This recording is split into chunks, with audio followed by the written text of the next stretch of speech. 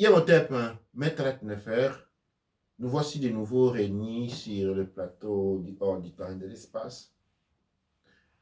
Merci à vous tous qui nous suivez. Avant de commencer, je vais vous demander de partager le plus possible ces links, de continuer à nous rejoindre sur notre page YouTube Kinkela Wamazulu Shango et aussi de partager et de diffuser, répandre la radio Couche Kamit Congo. La radio Couche Kamit Congo a été créée justement pour résoudre la problématique que beaucoup de nos frères et sœurs, Mout et Aïr, longtemps loin de l'Europe, où seuls les réseaux sociaux ont été rendus très puissants, ont des difficultés à suivre YouTube. Ce n'est pas facile partout sur Kama de suivre YouTube. Et même au niveau de suivre des cours de formation, eh bien, il y a des retards. Alors, c'est pourquoi nous avons investi du temps, des ressources pour pouvoir créer la radio Couche Kamit Congo, qui est en train de grandir à son cycle et rythme assez, disons, accéléré.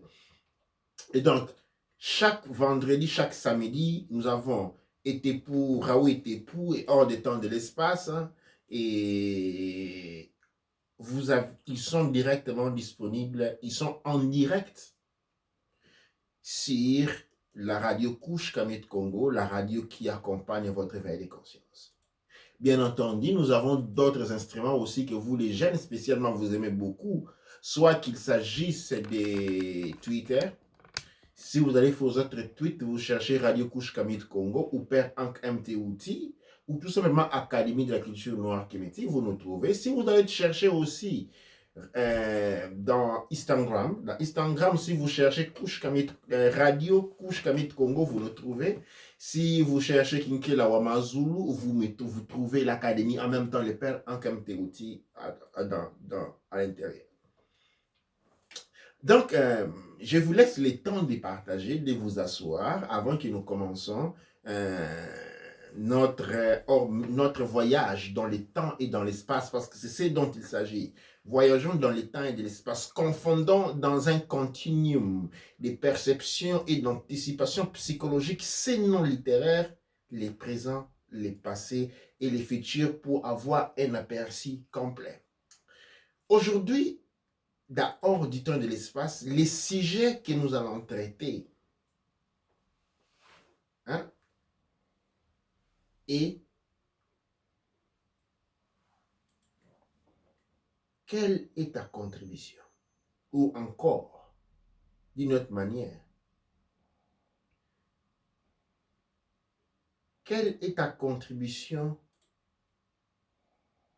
dans la référence raciale? Ce que nous promouvons aujourd'hui, c'est ce que nous promouvons dans le monde Couche Kamit Congo, un des piliers de la littérature, de la philosophie, tout comme de la psychologie Couche Kamit Congo, se base sur la notion de la conscience raciale. Et je ne veux pas qu'on me dise, voilà, les races sont dépassées. Non, les races ne sont pas dépassées. Tout est aujourd'hui structuré sur base raciale. L'économie, le social développement, tout fonctionne à base raciale. Il faut être endormi pour ne pas les voir. Mais cela n'a rien à voir avec les racismes, parce que les ismes signalent l'amour des. C'est lui qui pratique la physique d'un physiste, un chimiste, un scientiste. Et quand on dit un raciste, contrairement à ce que beaucoup ont la perception générale, et c'est lui qui a la haine. Non. Les racistes, par d'étymologie, ou disons en suivant la grammatique, dit simplement quelqu'un qui a l'amour de la race. Et nous ne parlons pas du racisme comme l'amour de la race, mais nous parlons de la conscience raciale. La conscience raciale est un élément, un déterrant essentiel. Pourquoi? Imaginez pour un instant la conscience raciale comme la cruche des abeilles. Chaque abeille est conscient d'être abeille. Et l'abeille travaille, tout ce qu'il fait de sa journée, l'est fait pour contribuer à la cruche. Cet élément-là fait qu'aujourd'hui, nous avons du miel, que nous pouvons lui permettre du miel. Nous pouvons nous permettre une substance médicale. Le miel est une substance médicale, thérapeutique. Le miel est une substance thérapeutique, alimentaire. Le miel est une substance alimentaire. Mais raisonnons, comment elle naît, cette substance-là, d'une conscience raciale? Dans le cas des animaux, nous parlons d'une conscience de l'espèce. Ni qu'avaient les abeilles cette conscience de l'espèce, eh bien, nous n'aurons pas de miel. Qu'est-ce que je veux dire par là? La conscience est raciale, tout comme la conscience de l'espèce pour les abeilles porte à la production des éléments de valeur, quitte pour les abeilles et les miels, quitte pour les hommes et les développements. L'émancipation raciale est la garantie de l'émancipation pour la postérité. C'est pourquoi nous commençons sur ce point fondamental. Et ceci va se relier au sujet même, je dirais les thèmes du hors de l'étang, Djed Chetaout Zulu, c'est-à-dire hors du temps et de l'espace. Hors du temps et de l'espace, nous disons Djed Chetaout Zulu, pour dire, ne nous demandons pas qu'est-ce que la race fait pour nous. Demandons-nous plutôt ce que nous faisons pour notre race. C'est une phrase que j'ai arrangée, redirigée. Originairement, elle dit ceci. Ne te demande pas ce que fait ton pays ou ta nation pour toi, mais ce que tu fais pour ta nation. Or, dans les couches Kamit Congo, nous avons trois niveaux de notions qui consistent en nos piliers fondamentaux dans la marche vers la grandeur. L'amour de la source, origine de toute chose, visible, invisible, perceptible et imperceptible. La conscience et l'amour racial. L'amour de la mère. La mère, en tant que nation, reprend ici un emblème ou une dimension raciale pour lesquels ou dans lesquels nous sommes tous fils et filles d'une même mère. La culture mélanoderme en soi pour soi nous impose ou nous oriente vers l'addiction et la considération de toute mère comme la mère de tout le monde. En fait, dans la tradition mélanoderme, dans les traditions mélanodermes, quel que soit leur niveau d'aliénation, on n'appelle jamais la maman d'un autre par son nom. On l'appelle toujours par le nom des mamans. Cela a été une des difficultés que j'ai affrontées quand je suis venu vivre en Europe, parce que quand j'allais quand j'étais invité chez des amis, eh bien, pour moi, il était inconcevable de, disons, voir appeler la maman de ton ami Julie ou Antonella ou quoi que ce soit. C'était pour moi automatique et naturel de l'appeler tout simplement maman parce que la conception dans laquelle nous avons grandi est que la maman est la maman de tout le monde. Et je vous dis que mes amis restaient un peu insolites à regarder ces comportements qu'ils ne comprenaient pas du tout. Pour eux, la maman, c'est sa maman. À la limite, même sa propre maman est appelée par ses propres noms. Parce qu'il n'y a pas conscience nationale. Pourquoi? Ce sont des pays, c'est une culture paternelle, paterniste. Et nous, c'est une notion que nous mettons de côté, nous mettons la maman parce qu'elle emblème, elle représente, elle est l'emblème, elle représente la mère sacrée.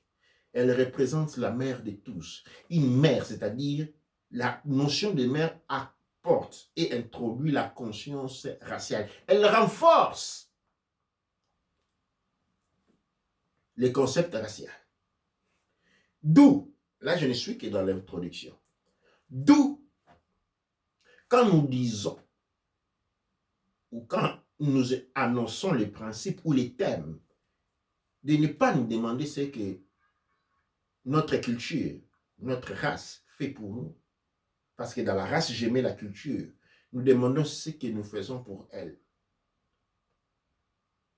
Ce que nous faisons par elle, ça c'est un point essentiel. Et c'est un point pour lequel nous devons à un moment donné tous nous confronter. Et aujourd'hui, comme jamais, nous sommes dans les temps. Puisque vous êtes en quarantaine, tout le monde est bloqué dans les maisons.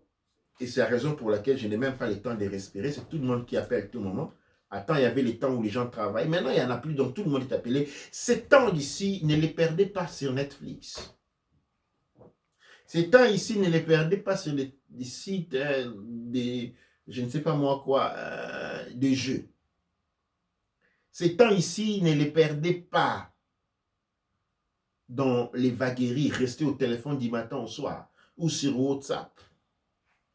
Mais répondez à vous et pour vous à une question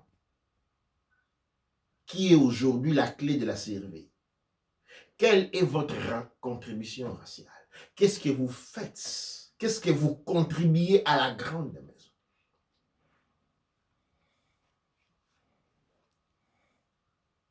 Cette question peut vous sembler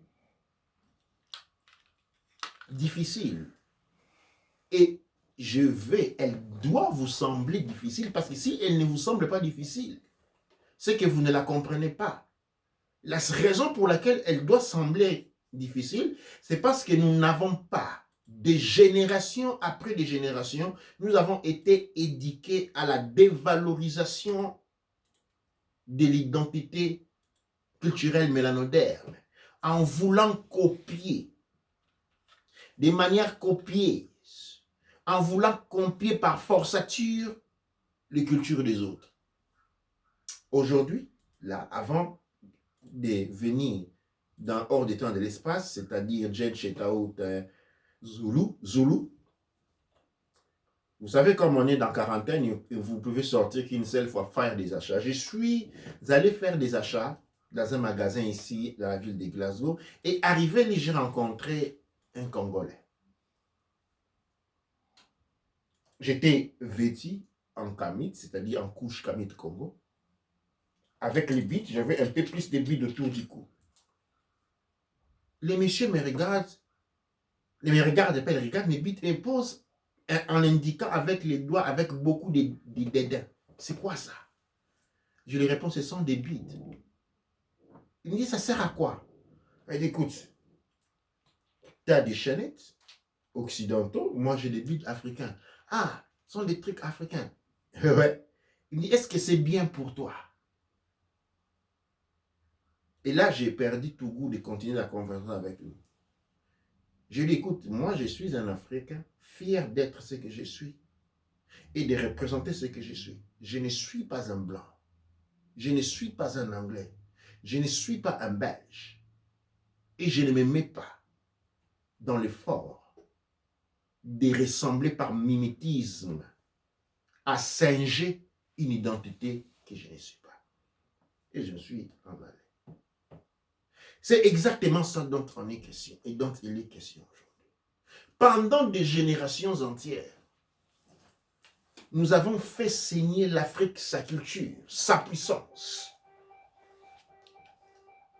Nous l'avons fait saigner tout simplement en nous comportant,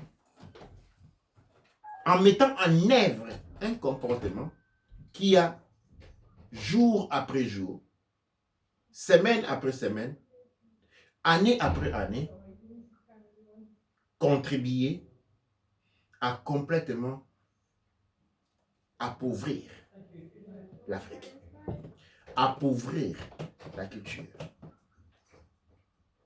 Comme je disais hier dans Raoult et Tepou, je me souviens quand j'ai grandi, on était puni. J'étais puni pour parler ma langue maternelle. Parce qu'il ne fallait pas. Il fallait parler les Français. Il fallait faire semblant le plus possible de ressembler à un petit blanc. Il fallait faire le plus possible de ressembler aux personnes qui avaient détruit, tué les ancêtres pendant des centaines, pendant beaucoup d'années pour être acceptables de la société. Cette idée a été appuyée justement par l'individualisme dont s'est fait cher la religion chrétienne en annonçant les propos tels les saluts et personnels. Eh bien, dans cette philosophie du salut personnel, chacun a voulu ressembler à son propre blanc, son propre prototype de blanc qu'on copiait sur les films proposés. Et à la fin, il y a les tissus social, culturel, c'est désintégré. Cette désintégration a forcé une chute année après année. Cette chute, c'est ce que moi j'appelle un manque potentiel d'investissement. Quand je parle d'investissement, l'investissement ne se trouve seulement pas sur les plans monétaires. Investir ne signifie pas, comme je dis souvent, aller investir dans Mboka, aller investir au pays, je vais construire une maison pour moi.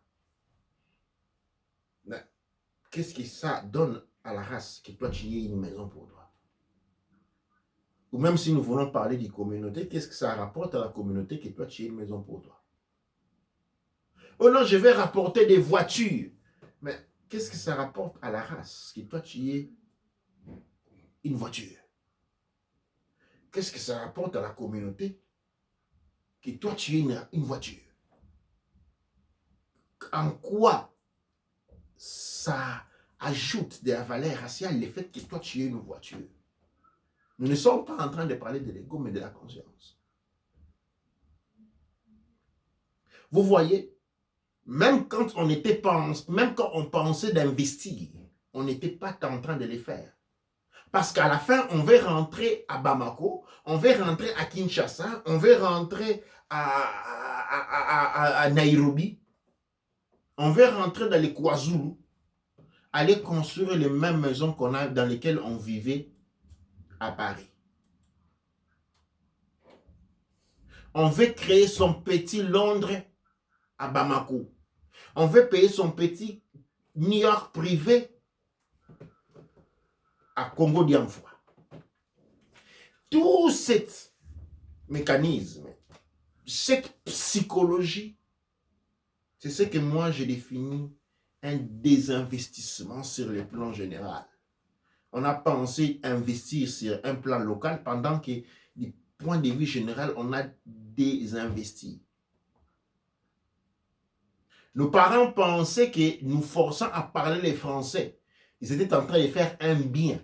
Mais ce qu'ils n'ont pas réalisé, qu'ils ont tranché un lien culturel entre l'environnement et leurs enfants. Et ces enfants-là étaient nés pour transformer l'environnement et pour que ces personnes-là puissent être actives sur l'environnement. Il doit être conscient. Pour avoir une conscience sur l'environnement, sur les pays, il doit avant tout recevoir une conscience raciale. Et quand cette conscience raciale-là n'a pas été, eh bien, on a désinvesti.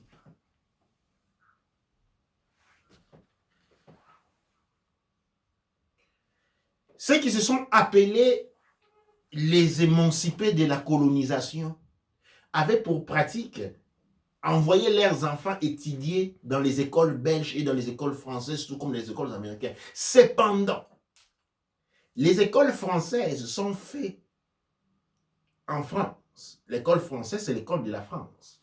Et on les met partout dans les pays pour les ressortissants culturels de ces pays-là, de manière à ce qu'ils ne puissent pas manquer les programmes culturels, de manière à ce qu'ils ne puissent pas les perdre et occasionner un désinvestissement sur le plan national, racial, qui elle va avoir des répercussions dans le futur. C'est comme ça que la nation française, où qui avait des Français, avait des écoles françaises. C'était pour ces enfants-là. C'était pour garantir leur investissement sur les plans national, sur les plans culturels et sur les plans raciaux.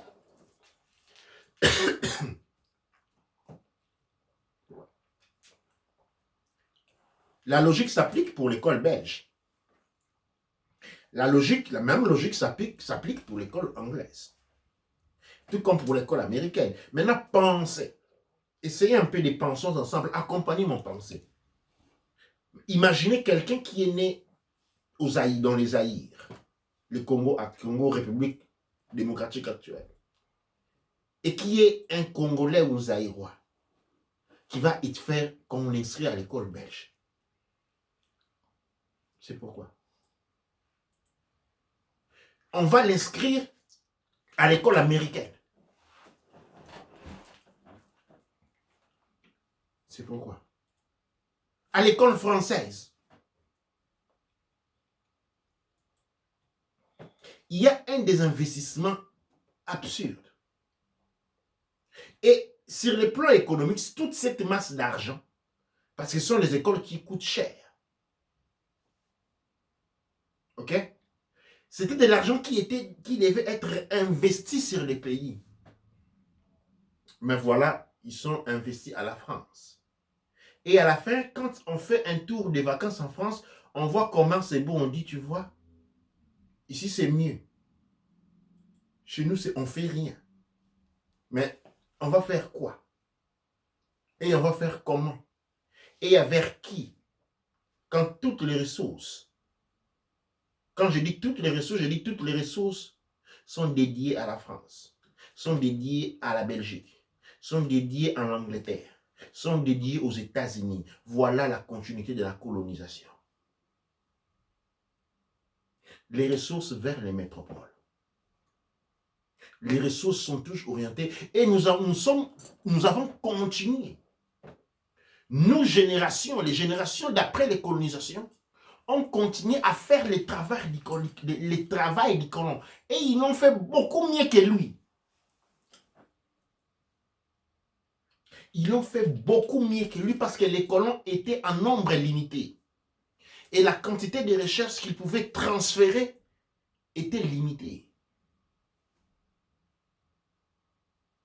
En installant cette mentalité-là, le nombre de colons noirs qu'on appelle les Mundolondombe, c'est-à-dire ceux qui ont les Mundolondombe, c'est-à-dire les blancs noirs, c'est-à-dire celui qui est intérieurement blanc et extérieurement noir, était devenu une mode. Chacun voulait être un Mundolondombe. Chacun s'est forcé à ressembler à un blanc. Et comment on fait cela? Mais quand tu te comportes comme un blanc, eh bien tu continues à transférer les ressources à l'étranger. Et tu t'assures que tes enfants soient coupés de leur culture. Parce que c'était ça, un des objectifs du maintien de la position coloniale. Il fallait éviter que les Noirs se rattachent à leur culture. Mais qui peut mieux le faire que les propres parents? Et donc, on est rentré dans un thème de désinvestissement, accompagné de pleurs hypocrites et malsaines, en accusant les autres d'être les responsables. Et voilà, c'est tel président qui a tué le pays parce qu'il a fait ça. C'est tel ministre, c'est tel. On n'a pas pris les propres responsabilités. On a voulu que la race fasse des choses pour nous, pendant que c'est en même moment, nous étions en train de faire les choses pour les colons, pour les autres races. Et ces choses qui doivent être faites pour nous, ça vient d'où? C'est normal que les mondes coloniales aient autant de richesses. C'est normal parce que avec tout ce qu'ils voulaient leur donner, mais c'est normal qu'en Occident, Après 15 jours de travail, on va en vacances. C'est normal que les vacances du mois de septembre, on fait déjà des prénotations au mois de janvier. C'est normal qu'on ait les maladies payées. C'est normal qu'on ait les hôpitaux payés.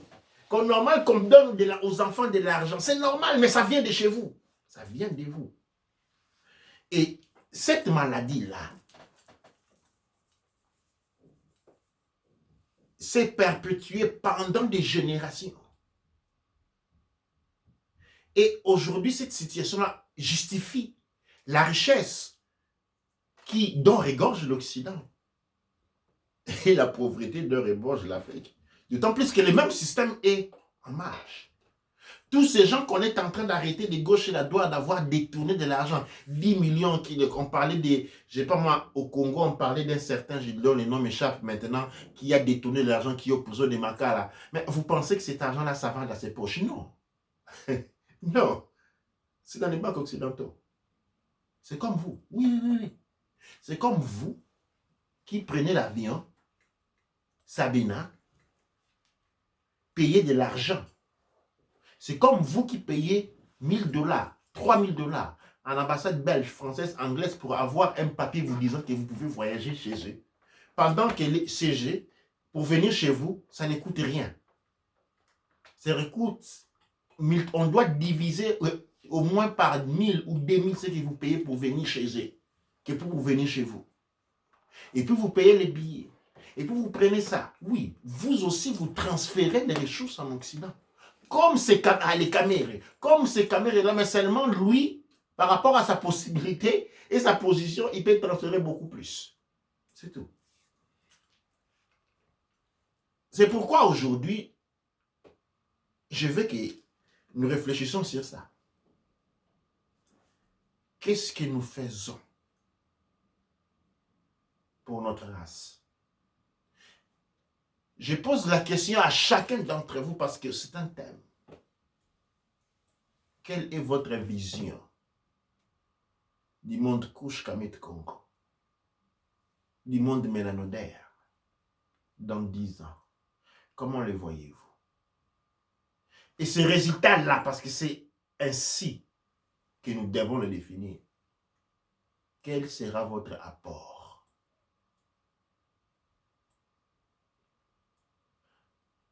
Et cela va dans toutes les deux directions. Si vous pensez que nous allons être une race éteinte, un peuple abandonné, mort, parce que c'est une possibilité, quelle va être votre contribution dans cela? Ah, parce que même pour détruire, il faut de la contribution.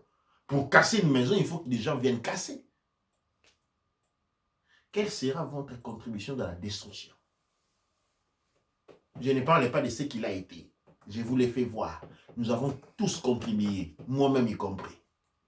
Ah ben oui, j'ai parlé les Français et les Lingala, en fait, c'était honteux. J'ai contribué à cela, personnellement. Mais aujourd'hui, là, je suis en train de dire, regarde, laissons de côté ce dont nous avons fait, et parce que nous les reconnaissons. Mais je me pose la question. Et ça, c'est une question personnelle que je pose à la conscience de chacun d'entre vous, pour ceux qui ont de la conscience. Et pas quand je dis de la conscience, je parle de la conscience raciale. Hein? Comprenez-moi très bien. Je suis un artisan de la conscience raciale. Comment vous voyez notre race dans 10 ans? Si notre race est détruite, quelle est votre participation dans cette destruction? Eh bien, si notre race est victoire contre ses ennemis, douaniers, parce que c'est la vision que j'ai. Maintenant, chacun de vous écrive quelle sera sa contribution pour ça. À cette victoire que nous préconisons. Cette victoire qui nous est garantie par la prophétie. Et donc, comme je reviens dessus, la prophétie, une prophétie ne peut être actualisée seulement et si il y a des personnes qui sont en train de marcher dans la direction dynamique de la prophétie. Sans des personnes conscientes, toute prophétie n'est autre qu'une légende. Une histoire à raconter aux enfants avant de se coucher. Une prophétie peut devenir une légende urbaine ou une réalité. Mais pour ce qui est de la prophétie de la victoire de l'année 133 de l'ère de Marcus Garvey, du Moussa Marcus Garvey de Fumogimba, quelle est votre contribution? La contribution ici s'applique sur le plan racial. Souvenez-vous. Quelle est votre contribution? Et j'aimerais plus tard que la régie me lise les réponses sur votre contribution. C'est sur ça que je vais vous interpeller aujourd'hui. C'est exactement sur ça. Sommes-nous des Africains par défaut? Quand je dis Africains pour défaut, je dis ceux qui ont la peau noire et font le possible pour ressembler à quelque chose d'autre. Ou ce qu'on dit les Africains hors du jardin. C'est ceux qui sont impliqués dans les divisions, dans les combats politiques fraticides. Hein? La plupart des mouvements politiques ont tendance fratricide. C'est-à-dire qu'ils se battent entre eux, mais on perd de se rallier ensemble, affronter l'ennemi, parce qu'ils ont oublié c'est quoi la notion de la liberté. Sékou Touré disait, dans son discours de 1958, que vaut mieux être pauvre et libre qu'être riche et esclave, dépendant. Ces petits mouvements politiques et mouvements que nous avons, que quand il faut tirer sur l'ennemi, eh bien, ils font semblant de ne rien voir. Quand il faut parler de l'ennemi, quand il faut parler du colon, eh bien, maintenant, il se souvient de la religion. Quand Dieu a dit, il faut pardonner. Il ne faut pas regarder les passés. Ah, les passés, c'est les passés, maintenant, c'est les présents. Mais quand on indique son propre frère noir là, tout ça, ça ne vaut plus. C'est maintenant. La notion du passé qu'il faut oublier ne s'applique qu'au colon. Quand il s'agit de son frère, la haine est constante. La propagande aux sécessions, aux divisions, aux haines, aux intentions fratricides, aux féminicides, infanticides. Eh bien voilà, on devient puissant. Là, on est actif. Et là, ce sont des agents qui contribuent à la destruction de la race. Parce que, chers Sénètes, si vous êtes entrés en ce moment à toute conscience et âme, à faire un discours, à faire partie d'un mouvement, à soutenir une idéologie,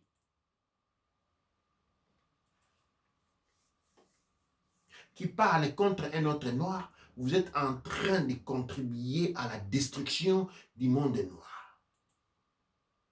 Vous êtes en train de contribuer, vous êtes en train de travailler pour les colons qui est là pour le maintien des divisions, car dit-on, disait encore Sékou Touré dans son discours de 1959-58, que les colons doivent diviser pour mieux régner. C'est ainsi qu'ils avaient planifié, ils ont toujours planifié de diviser l'Afrique en des tout petits états de chefferie, tels qu'ils avaient réussi à diviser avant en des petites localités qu'on appelait des tribus, et fomenter des luttes entre ces tribus, en écrire des livres pour dire que les Africains ne sont là que pour débattre entre tribus, et partout qu'on voit en Afrique, on vous dit, vous êtes Africains, ah oui, vous avez les tribus qui se battent, mais on oublie que c'est eux qui ont créé cette situation-là. Et tous ces agents-là, et toutes les personnes qui soutiennent de telles idéologies, qui appartiennent à de tels mouvements, ce sont toutes ces personnes-là dont leur investissement va dans le sens